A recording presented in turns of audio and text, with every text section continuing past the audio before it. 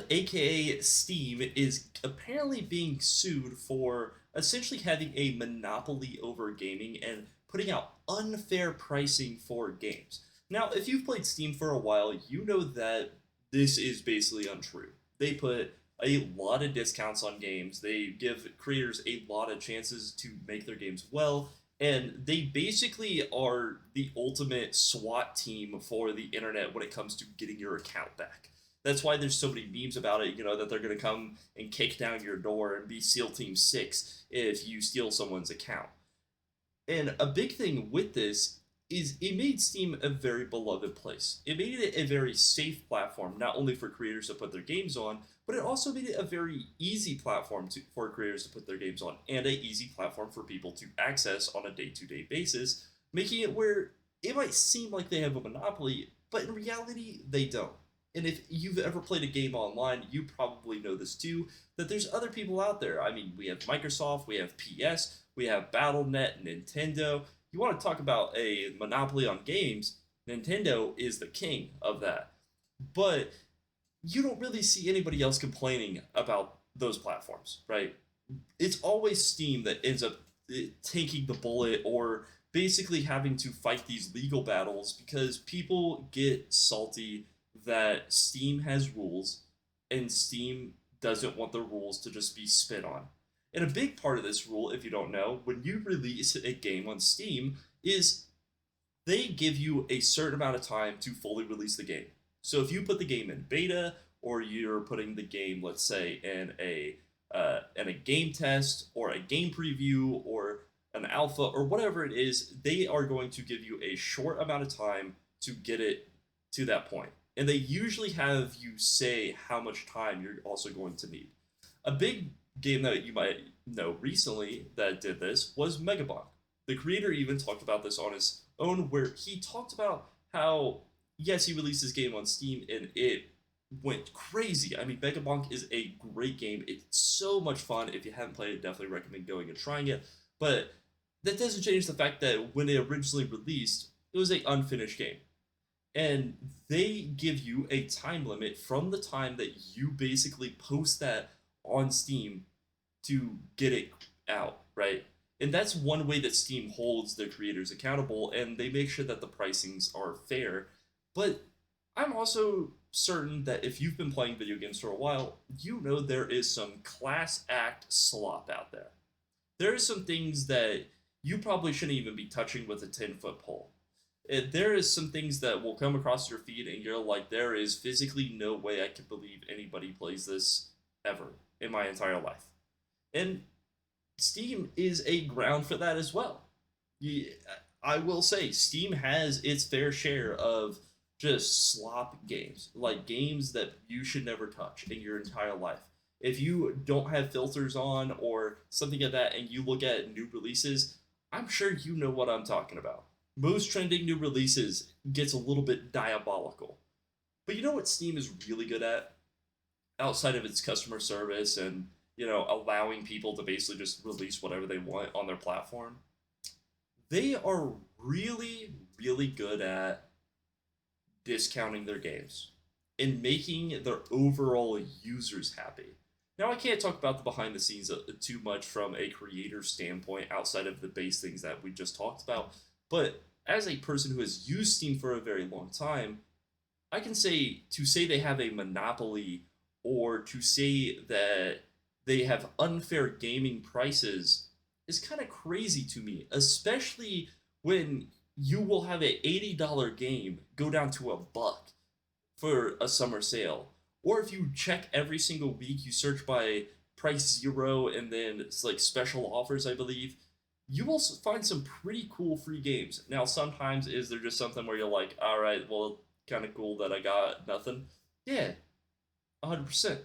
But there's also a lot of times where I've snagged a couple free games on there that I'm pretty proud to say. I mean, think I snagged Crusader 2 for free because I just checked it out. And that's just like a big W from Valve. Now, you might be asking, how deep is this? It's a little deep, actually. So I did learn about this when it first released in 2024, but I thought that it was just going to be thrown out. I honestly thought that logically there is no way they would ever see they have like a monopoly or they're unfair or something like that if people use their brains and did their research a little bit, but apparently not. Valve now had sorry, my brain just completely imploded. Valve will now have to defend a 656 million pound or 900 million USD lawsuit in the UK after a tribunal ruled the case against Steam can proceed to full trial. The decision was made by the Competition Appeal Tribunal, which rejected Valve's attempt to block the claim from moving forward. The lawsuit accuses Valve of abusing its dominant position in the PC gaming market through an operation of Steam leading their unfair prices per BBC. Now, this is just completely cap. Let's read the important part. This is just slop. But players could receive compensation. According to the filing, Steam's rules also require players who purchase a game on the platform to buy all associated downloaded content through Steam. The lawsuit argues this practice effectively locks users into Valve's ecosystem and enables the company to charge commission of up to 30% costs that are ultimately passed on to consumers. This is just like complete cap. Now, I don't know about the commission part. I can't speak on that. Like I said, don't know from a careers aspect. But to say that, oh well, they're bad because if you buy a game on their platform, you have to buy the rest of the content on the same platform. No, I can't believe it. Like, are we serious? That like actually, are we serious? If you go and you play Xbox, you can't buy stuff from PlayStation and then use it on your Xbox unless it's cross-platform, obviously. But like when it comes to like skins and stuff like that, most of the time that's not how it works. If you go and you buy uh, a let's say Mario, right? You go and you buy Super Mario, you can't go and then use stuff from Super Mario on the bootleg version on Steam or something like that. Like it's just not how it works. Like it's such a bad argument. You can't. There's never been a case in the history of gaming ever where you could buy stuff from one platform and then use it on a completely separate like interface is the way that I can say it. Because platform's wrong, right? Because we have games like Overwatch where you do have cross save and you can get your skins and like all that stuff. But this is talking about not cross save. This is talking about like buying a DLC. Like obviously if I buy Skyrim with all the DLCs from Xbox, I didn't buy it from Steam. They didn't give me permission to play their game on Steam, and that's kind of the argument that I see that they're making here, which is just a ridiculous argument.